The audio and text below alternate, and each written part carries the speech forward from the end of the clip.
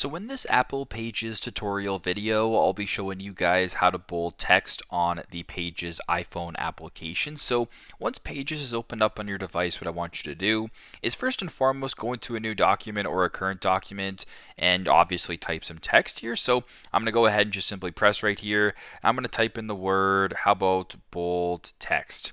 Now, just like this, as you guys can tell, it's pretty bland, but instead if you were to go ahead and press on it right here, a couple different things. You can highlight the text that you want to bold first and foremost. Just go to the bottom here to where there's the B. Go ahead, press bold just like that. That's one way you guys can do it. Another way you guys can do it as well. If I were to go down here and just go bold text like this, I can actually go to the top right and press the paintbrush right here. It'll then bring it to this style right here where it says text. Press on bold right here. Highlight the text right here. Once again, highlight the text, press bold, and that's how you guys can bold the text that way. So pretty simple, pretty straightforward, but that's how you guys can bold text here on the Pages iPhone application. Thanks again for watching, and I hope this video helps.